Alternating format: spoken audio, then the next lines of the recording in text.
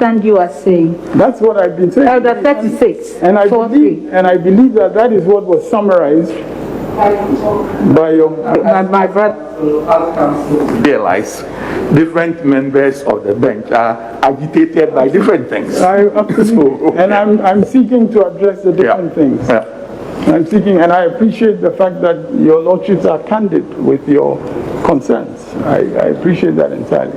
And so, my lords, the point I'm making, if we move away from Order 36, Rule 4.3, if we move from there into the question of what is the effect of a witness statement, which is what is agitating your lordship's mind. What is the effect of a witness statement prior to when the witness actually goes into the witness box?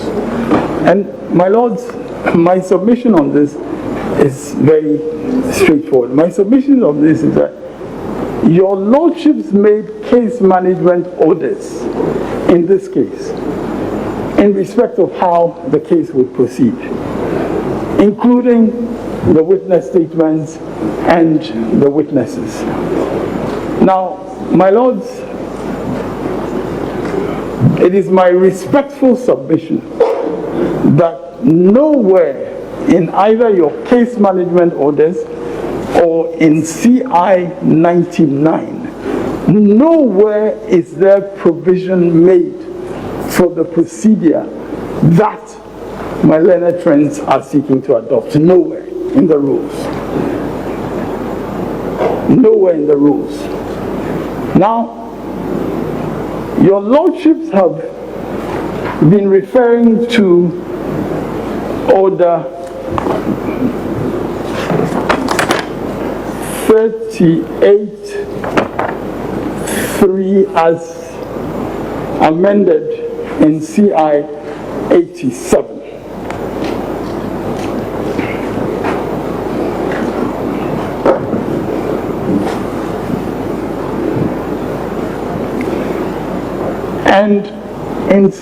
And in that order, 38 Rule 3E, the provision again is very clear. If a party has served a witness statement and that party wishes to rely at the trial on the evidence of the witness who made the statement, that party shall call the witness if you wish to rely. That is why in my opening words, I said to your lordships, in my opening words, I said respectfully to your lordships, in my opening words, I said, this is not a situation in which counsel is seeking to withdraw the witness statement. I said that in my opening words. This is not a situation in which counsel is saying, I am no more relying on my witness statement or my answer. And 38.3E says, if you are still wishing to rely at the trial on the evidence of the witness who made the statement, you shall call the witness. Mandatory terms.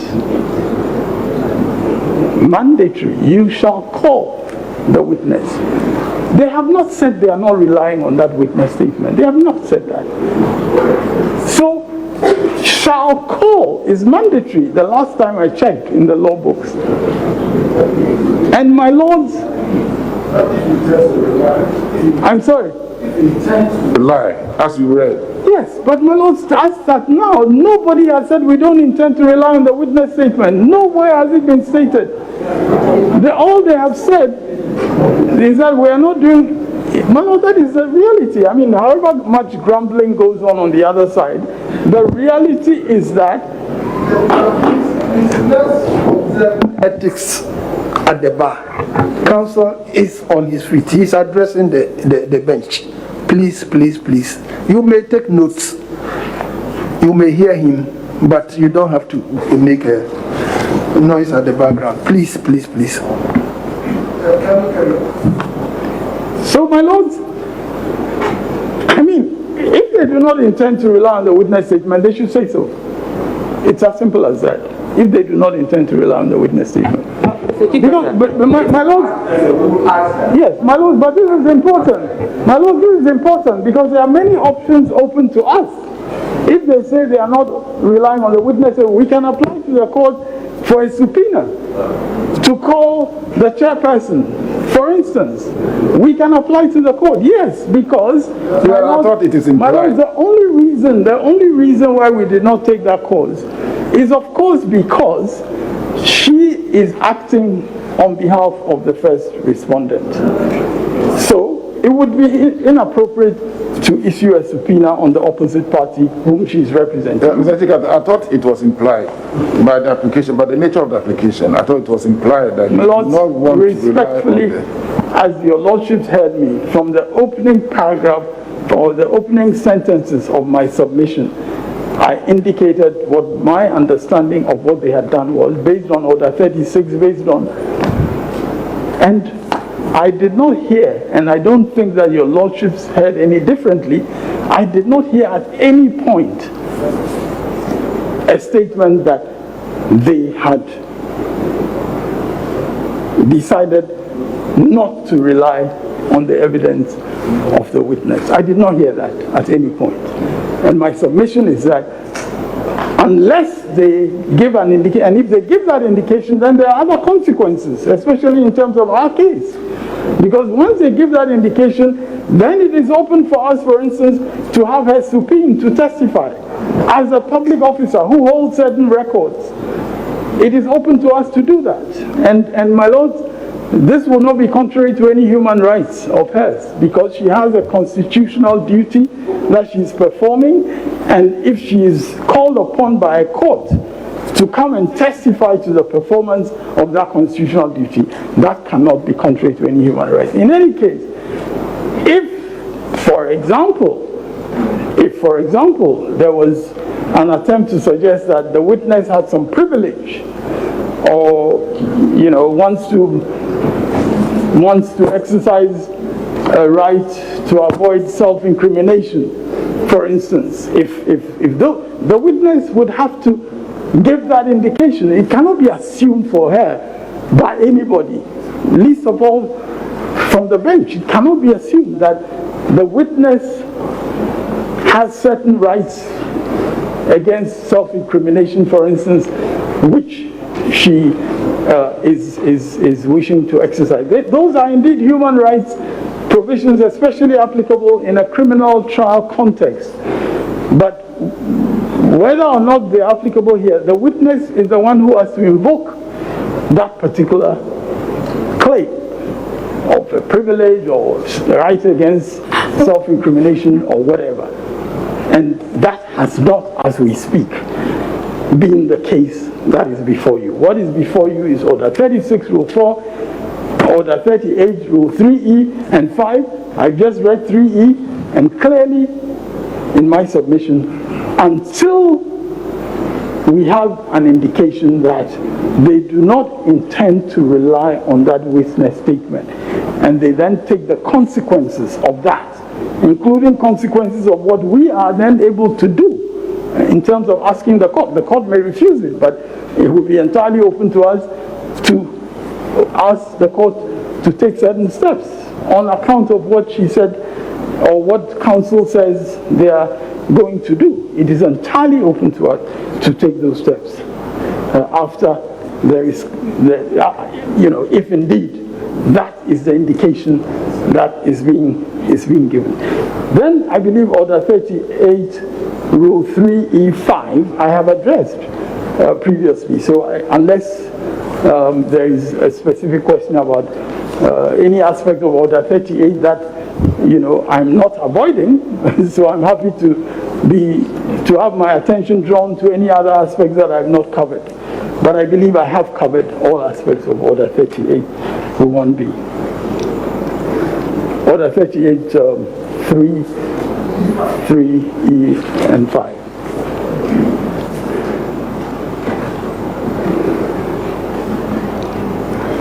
Now, my lords,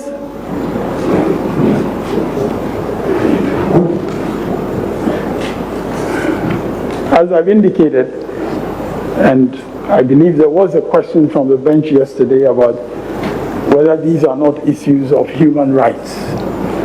And I haven't asked that today.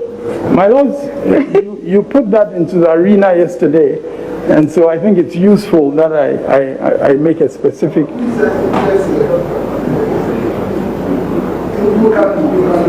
With all due respect, yeah. My lords, I'm not used to ignoring what your lordship say. I'm not used to that. No, yesterday, I have a very well.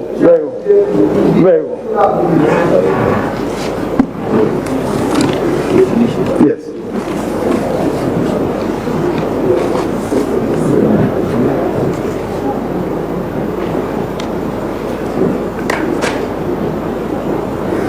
Now, my lords, it is therefore my respectful submission that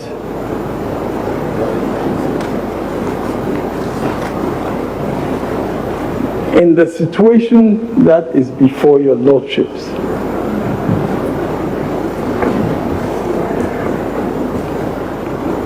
what the clear interests of justice require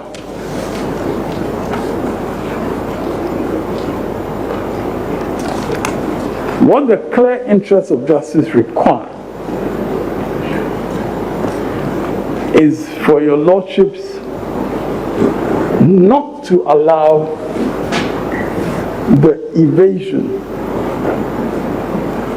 by the chairperson from cross-examination.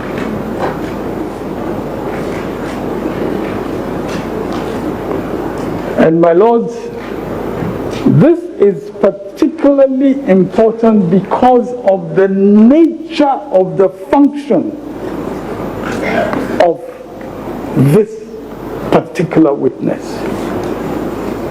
We are not dealing with a witness in a normal civil trial, where it is simply a matter of competing private interests. We're not dealing with that situation. We're dealing with a matter concerning the exercise of grave constitutional responsibilities by someone who has been duly appointed to a high office of state.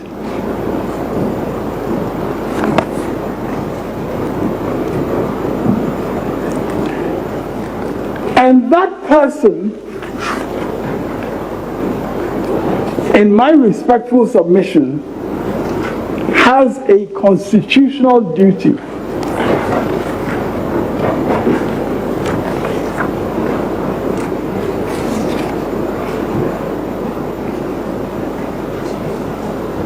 that person, in my respectful submission, has a constitutional duty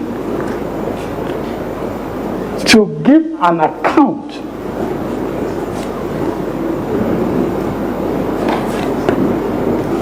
of what she has done in the conduct of her responsibilities. Now, my lords, the particular responsibility that she is carrying out and for which she needs to give an account, the particular responsibility here is no less than the responsibility to declare who has, in accordance with the will of the people, been elected the president of Ghana. That is no mean duty. That is a duty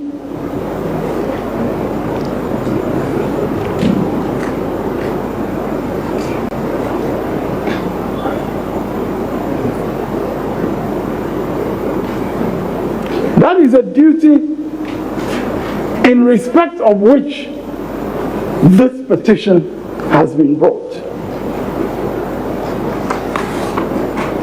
And as I indicated, the issue 2 that your lordships have set down, that issue 2 speaks to the proper conduct of her responsibilities in making a declaration.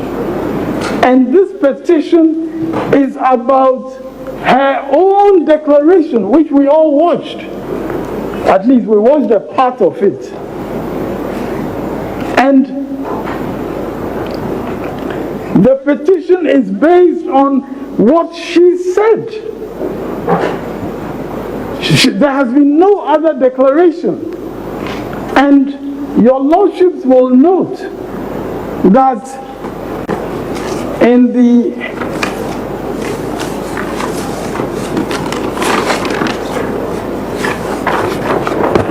affidavit, in the affidavit again, it's an affidavit that she filed in opposition to a motion on notice for leave to inspect documents, which was another application that we brought. In that affidavit, she states, among other things, in fact, from paragraph 8 of that affidavit, she says, Form 13 is generated from the summation of all the results in the Presidential Regional Results Summary Sheet. Form 12. The petitioner has duplicate copies of the Presidential Results Summary Sheet. Form 12, as admitted by the two witnesses of the petitioner. Then paragraph 9. Form 13B was generated by the first respondent to aid the declaration of results. So, my lords, she is testifying in this affidavit to a number of important facts about what she did. Form 13B was generated by the first respondent to aid the declaration of results obtained by all the candidates by aggregating the results from the Presidential Regional Results Summary Sheet Form 12 for the 16 regions in a way that does not materially affect the form substance and not calculated to mislead any person.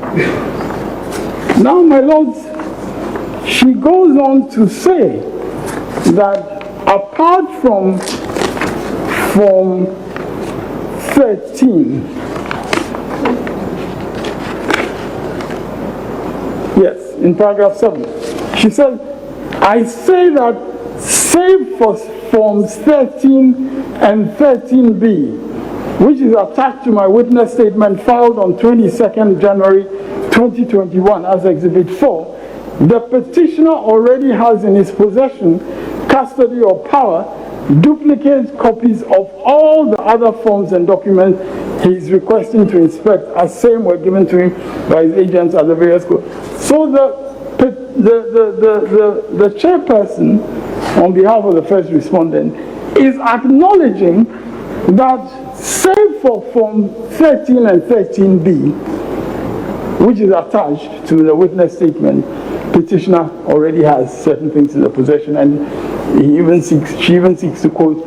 But that Form 13B is a critical form for the exercise of her responsibilities, and she has to speak to that form.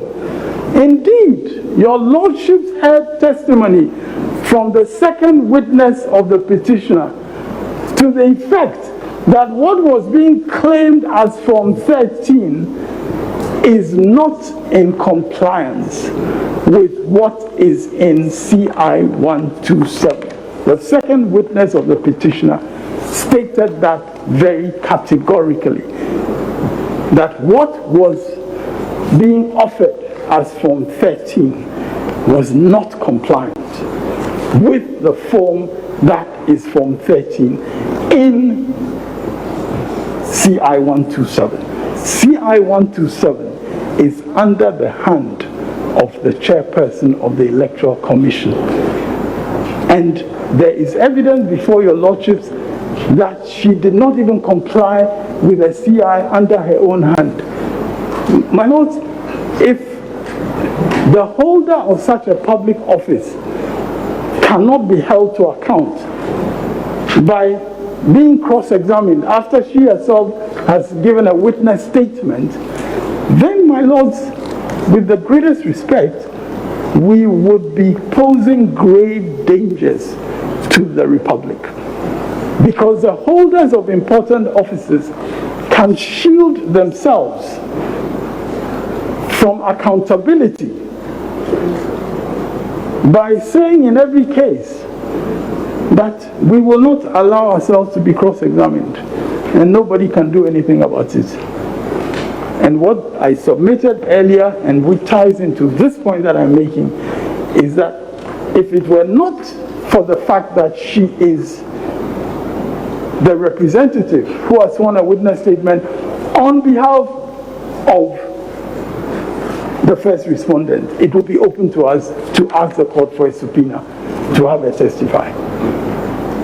So, my lords, we respectfully submit that in the circumstances that we are faced with here, with this particular holder of this particularly singular office that is supposed to make a determination that reflects the sovereign will of the voters of Ghana in an election, which is what democracy is all about.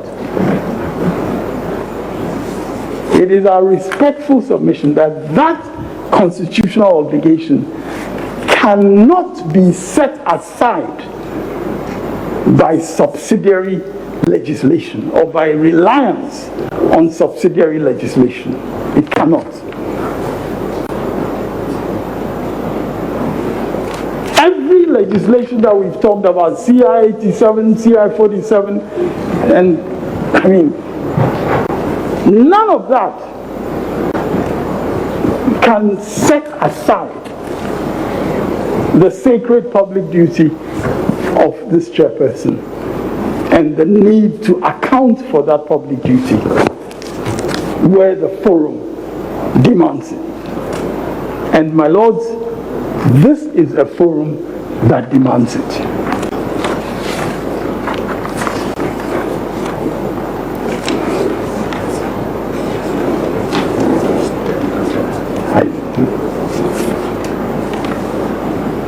My lords, reference has been made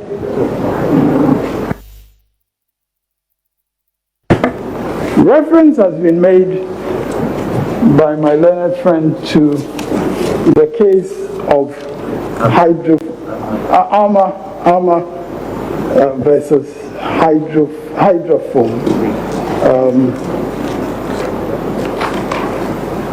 And that was indeed a Supreme Court decision in 2012. The decision read by Justice Baining and a court that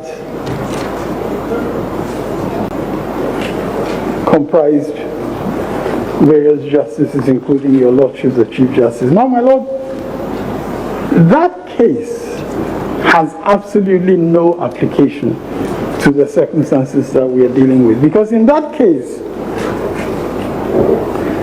what happened was that the parties had agreed that instead of testifying by themselves, they would both rely on the testimony of an expert, a surveyor. And on appeal, the point was raised that the plaintiff himself ought to have testified and not rely on the evidence of the expert. Within that context, the parties had agreed that we're going to rely on an expert because this is a matter on which an expert can resolve the issue between us. We don't need to be sort of testifying and, we are not the expert. We'll rely on an expert. The parties had agreed that. Then they go to court and one party is more or less arguing that because the plaintiff did not testify, it should be held against him. My lords, of course, rejected that argument. And my lords made it clear that You can't compel a party to a suit to testify. That has nothing to do with the situation that we're dealing with here. And the court said in Bening's judgment, page 1563 to 1564, in the instant case, the issue agreed upon was the value of the land. The trial judge considered it required expert evidence to assist him to determine it. The parties appear to have agreed with that position taken by the trial judge. For apart from the fact that they did not challenge it, neither of them gave evidence by themselves. They all deferred to expert evidence. The plaintiff relied on the evidence of the expert nominated and appointed by the court with the parties' consent. The defendant went further to call three other experts in land valuation. It is in that context that the Lordship said a party does not need to call evidence by himself. Where the issue to be resolved is of such a nature that expert evidence would, I think it should be B, but here it says would the best evidence, I think B is missing from the report. Expert evidence would be the best evidence required to assist the tribunal of fact to resolve the issue, or where expert evidence is dispositive of the issue. That is what Hydrophone's case, Armour and Hydrophone, is about. That case has no application to the circumstances that we're dealing with here. The circumstances that we're dealing with here is of somebody who has elected to testify and who has notified of that election not only by submitting a witness statement but also in affidavits that he has filed. Because, my Lord, if we didn't take her affidavit seriously, then it would almost be as if she is taunting us and saying, I am prepared to give evidence. She's taunting us with that, and she's using that to get a decision in her favor on interrogatories. Once that decision is given, then she now says, no more, I'm not giving evidence. You said in opposition to an application for leave for interrogatories, you, the holder of that important constitutional office, you said, I am going to be available to be cross-examined. On that basis, among other things, their lordships have made a ruling allowing you not to have to answer interrogatories. Then, after you've got that decision, you now ignore the things that you said in your affidavits, and you come and your counsel is saying to the court, I'm not going to put you in the witness box.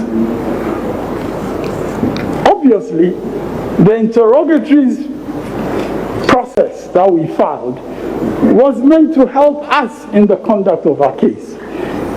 And what they filed by way of witness statements and so on was again meant to help us in the conduct of our case. So once they filed and gave an indication that she was going to testify, and she herself gave that indication in her affidavits, my lords, our options in terms of her being called to account for a constitutional duty, our options were entirely non-existent. Our options were to calmly wait for her to come into the witness box for cross-examination. We had no other option. We had no other option, and we still have no other option, because it has not been said at any point to your lordships that they are not relying on that witness statement. It has not been said.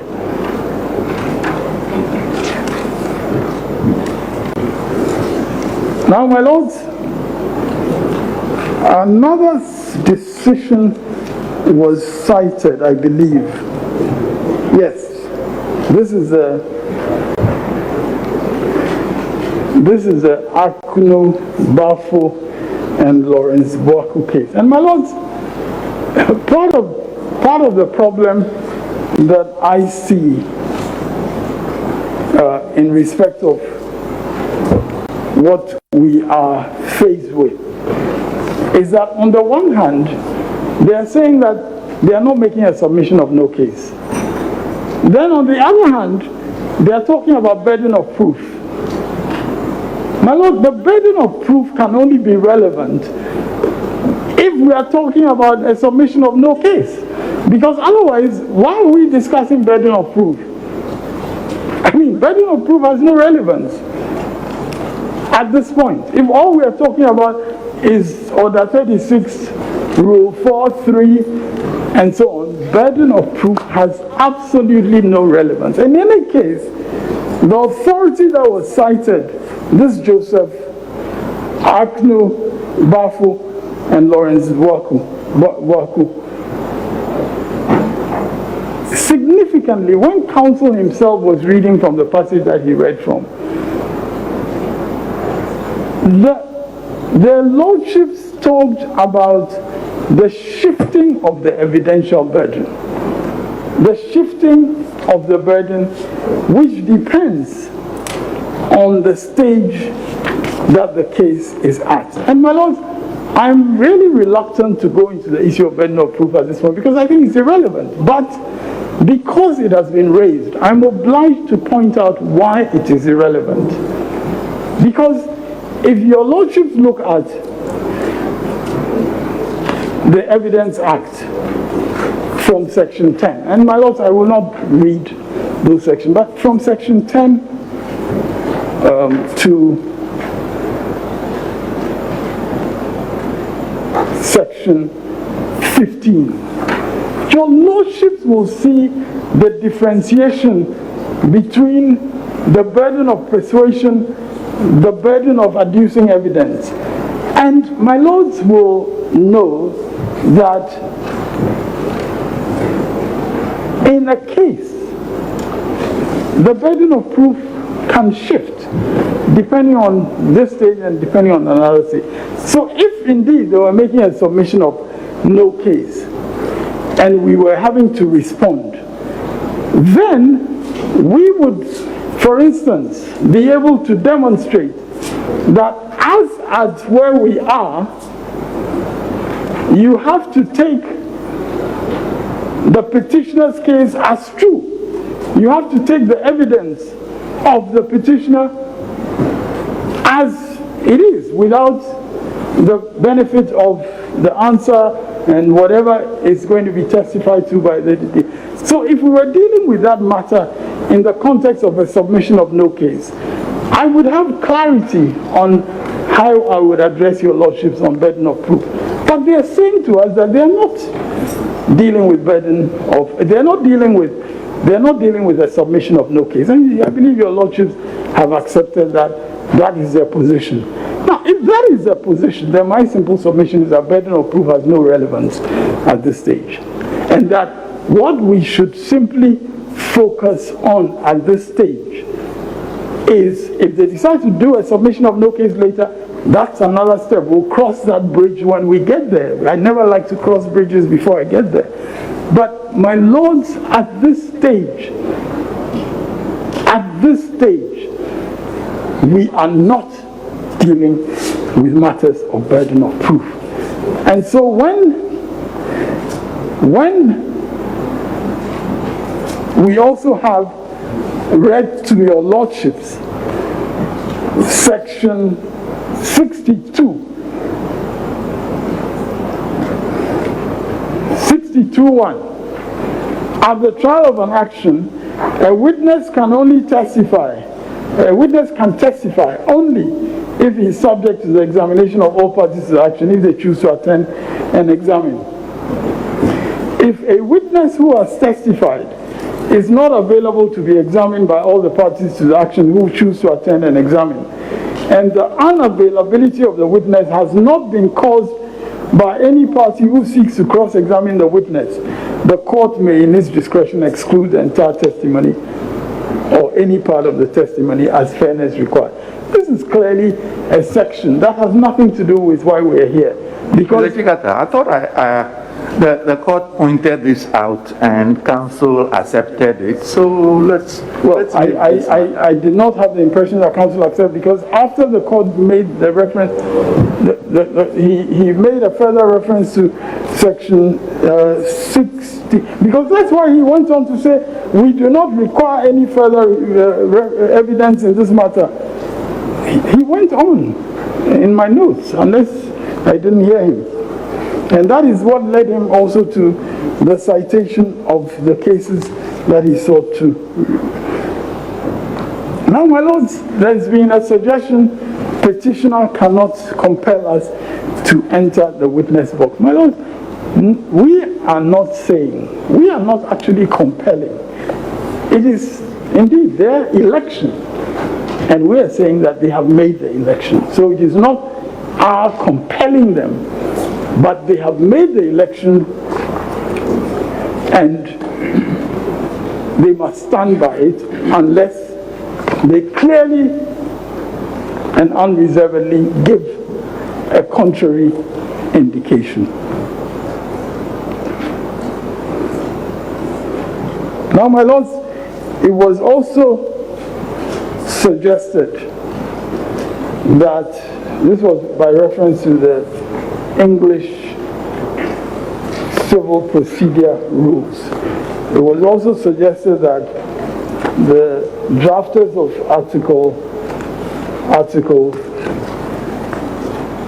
the drafters of CI 41 and CI 87 made some choices differently from the English civil procedure rules.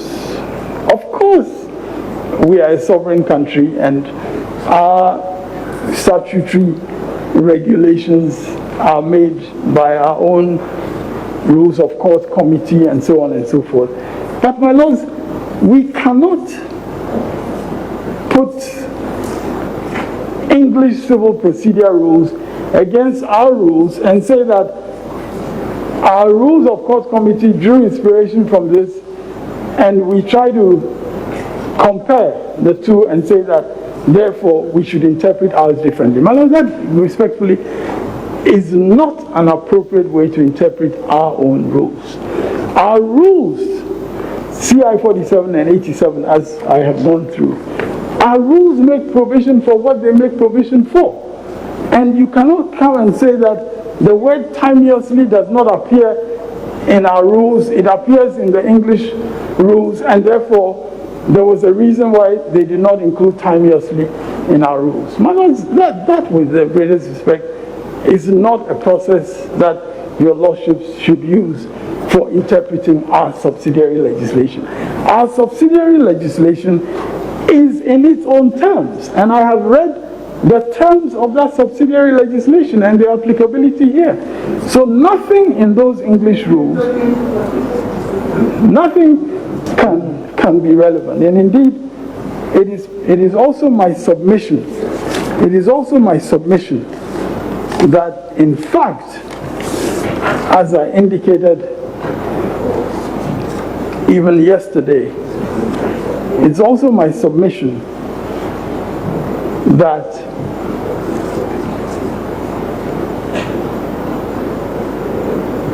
in this particular matter of an election petition,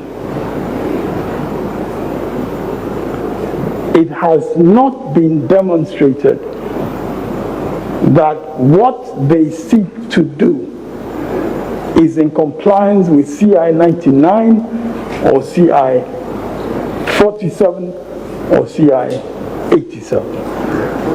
It has not been demonstrated that there is compliance with any of those.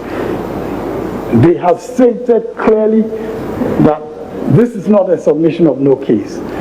They have stated that clearly, and they have stated clearly that the only basis for their submissions is Order 36, Rule 4, 3, and CI 87, the rules that we have discussed. If their application does not fall squarely within those rules. My respectful submission is that it ought not to be countenanced.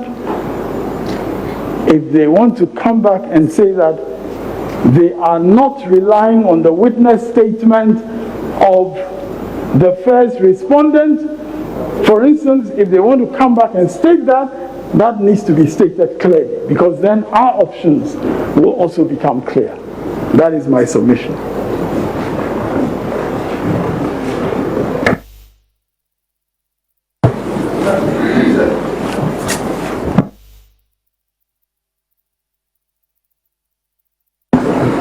Okay, let's hear you.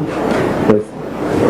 My Lord, on point of law,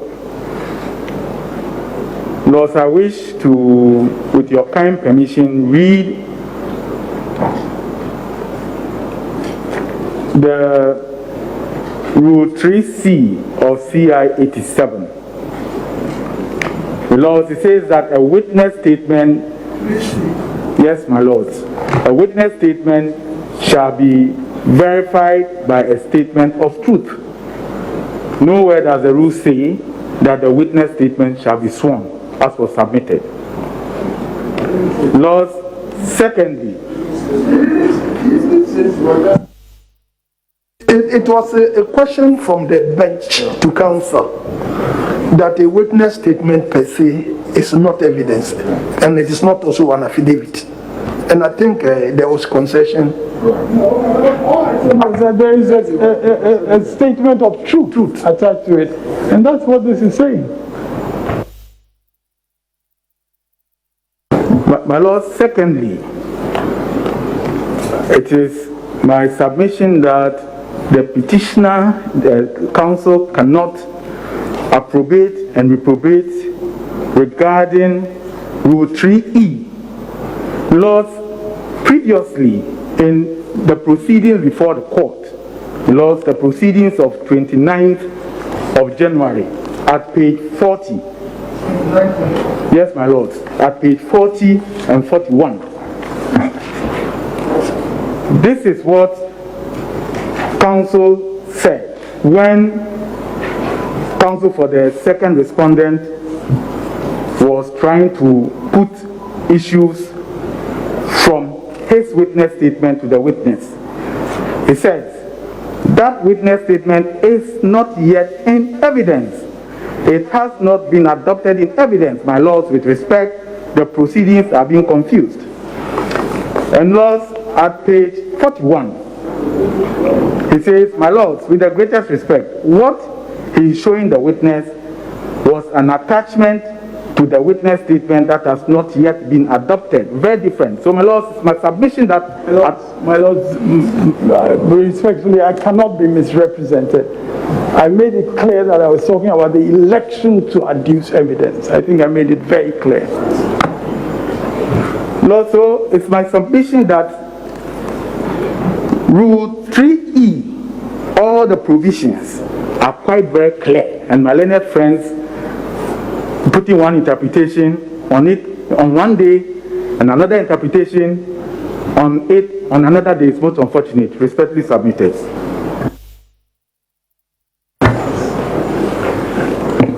My lords, may we repeat from the onset that this is not a submission of no case that we are seeking to address. Secondly, that there is nowhere in CI 47 or CI 74 87 where provision is made for submission of no case in a civil matter, and yet it is done. Now, my lords, the fundamental error with counsel's submission, in my view, is that the submission is secular, and I'll proceed. It's secular. The arguments are secular. Secular, not sequitur. Sequitious. They want you to use sequitious. No. My Lord, I choose secular. Is that CIRCULAR? Yes. My Lordship will see that rule 3D says that where a witness statement for use at a trial is not served in respect of an intended witness within the time specified, by the court, the witness shall not be called to give oral evidence unless the court grants leave. Then 3E1 says, if a party has served a witness statement and that party wishes to rely at the trial on the evidence of the witness who made the statement, the party shall call, and I want to emphasize that word, shall call the witness to give oral evidence unless the court orders otherwise, or that party puts the statement in as hearsay evidence. My lords, one will see from a construction of this sub-rule that a party must first serve the witness statement. He must file and serve. And that statement, when he serves the witness statement, no, my lords. Yes. Yes, but it's a legal matter I'm advancing, and counsel for the petitioner has been. Yes. My lord, my point is that from the words of 3E, the party must have served the witness statement first before he relies on it subsequently. So the argument that counsel for petitioner seeks to make, that service of the witness statement means an election, is inconsistent with the provisions of 3E. Because 3E says that you will serve, and then you must state you rely on. So the two cannot be mixed together. Now, my lords, again, the court will notice that the words are, if the party wishes to rely at trial, then he shall call the witness. So, saying that I'm calling a witness is what indicates that you are relying on the witness statement. So when we say that we do not intend to adduce evidence, it means we are telling you that we do not intend to call any witness, which means that we do not intend to rely on our witness statement. So my lords, that's the sense in which the argument is secular. He cannot say that the witness statement has been served and therefore you have elected. It cannot be the case, reading from the text of the law. Then again, my lords, if your lordships are to look at the, then again, yes, it says, where a witness is called to give oral evidence, that is 3E sub 2.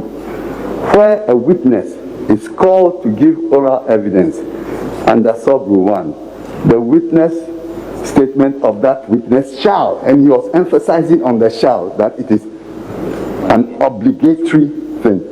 But that will only happen when he is called to give oral evidence. The shall will not apply when the witness is not called to give oral evidence. And then again, sub 5 states that if the party who has served a witness statement, again you see the decision between serving a witness statement and electing, does not call the witness, that means that the rules recognize a situation where you serve a witness statement that you elect not to call a witness. Does not call the witness to give evidence at trial or put the witness statement in as hearsay evidence.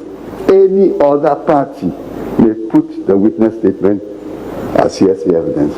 My lords, therefore, we submit that a proper analysis of these provisions makes it very, very clear that the service of a witness statement is not an election to rely on it, or to give evidence. My lords, I will now look at the Smala Belbe case and say that in that case, Yes. no, he cited it. Yes, yes, yes. He responded to it, and I'm replying to his response. Legal, it's legal. Give a twist. Yes. My Lord, your Lordship will note that in that case, the Smala actually filed an affidavit in which he admitted to a fundamental matter in issue, namely that he had a British passport. That was the basis for the court saying that then you bear the burden of adducing evidence to explain how, if you had a British passport, you are still saying that you are entitled to be elected as a member of parliament.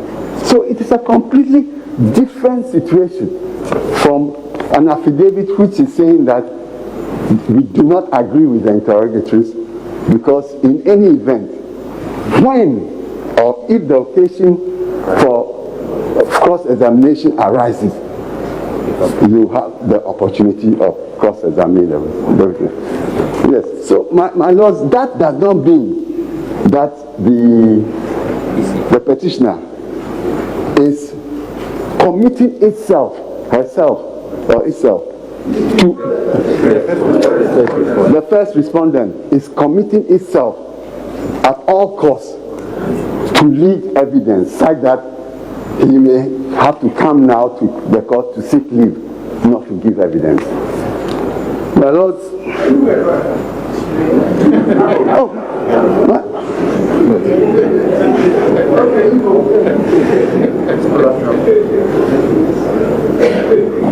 now my lords will see that the issues set down for trial are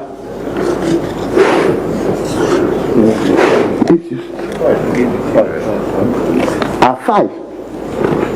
And my lords, all of them deal with whether or not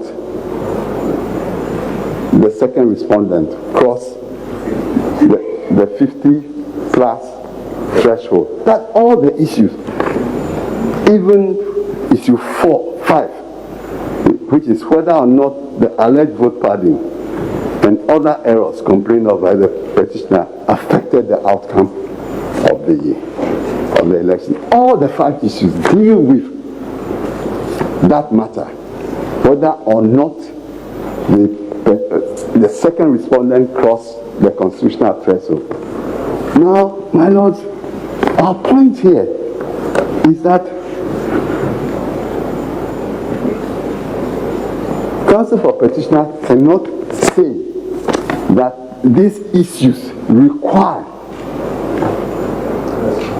the first respondent to be heard, provided there's sufficient evidence. You are being heard in reply.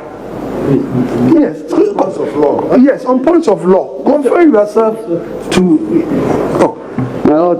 your client's case. It's Very first well. respondent, your client. Very well.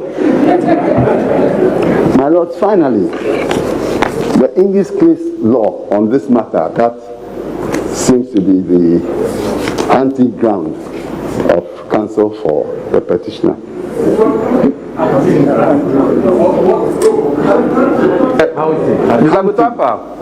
What is he hunting for? He's hunting to shoot down the application or the position. My lords, I wish to refer your lordships to the English case of Society of Lloyds versus Sir William Otho spelled O-T-H-O, Jeffrey, J-A-F-F-R-A-Y, B-T, 2000, and EWHC Commercial 51. So let me go over it again. Society of Lloyds versus Sir William Otho Jeffrey, B.T. 2000, EWHC Commercial 51,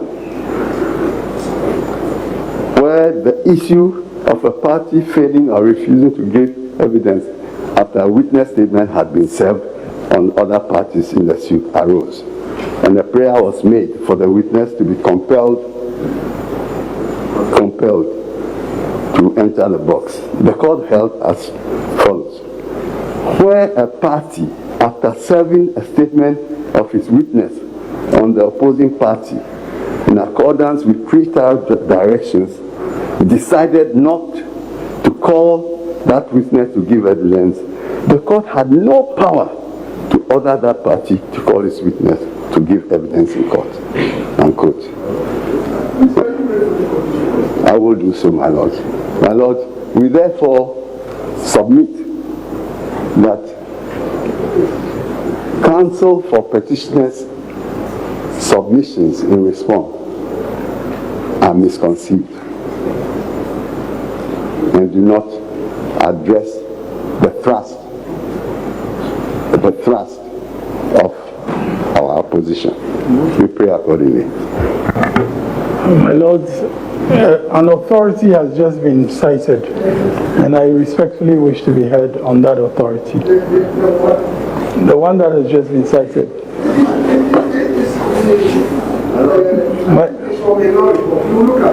Very well, but my lords, I wish to make submissions in respect. No, you can't. I'm sorry. You can't. Why? The rules do not permit you to. No, I'm asking for, my lord, I'm asking for leave. In a reply, he cites an authority, and I'm not allowed to comment on that authority. Yes, but my lords, why can I not be heard as to why that authority is not applicable?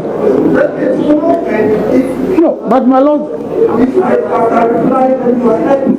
it would have been fair if he had cited that authority in his main submissions. Then I would have had a chance to respond.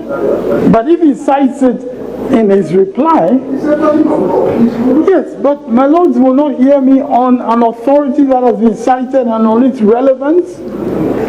Is that, my lords, I will abide by your ruling, but is that the ruling of the court, that you will not hear me on an authority that's been cited in reply? Your lordships gave leave for him to reply and to cite an authority, and you will not hear me on the authority.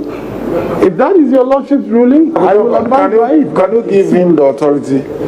Can you give him the case? My lord, I had no hesitation in letting them out. Yes, you saw it. You passed the report. So that is the professional etiquette that we... I know. That is why, Bishop, you do have it. He has cited... I even asked that if it is possible for him to make... My lord, I'm not even seeking to have what they have read. Yes. I'm seeking to be heard in response to what they have heard. And without hearing me... So, my lords, my respectful submission is that the circumstances of this case are completely different from the circumstances of that English authority for two simple reasons. That authority is not about the holder of a constitutional office, of chairperson who determines the fate of an electoral process. That authority does not deal with such a situation, and the circumstances of this particular chairperson. Have your lordship given him very well? And the circumstances here, which I alluded to, should not be lost sight of. The second reason that authority is irrelevant is because that authority deals with the practice in the English courts, which are based on their civil procedure rules, which are enactments, which have particular provisions in regard to case management and so on. And the interpretation that the lawsuit the case was dealing with had to do with that. In this case, we are dealing with our statutory instruments, and I submitted earlier that none of those statutory instruments warrants what is being sought to be done.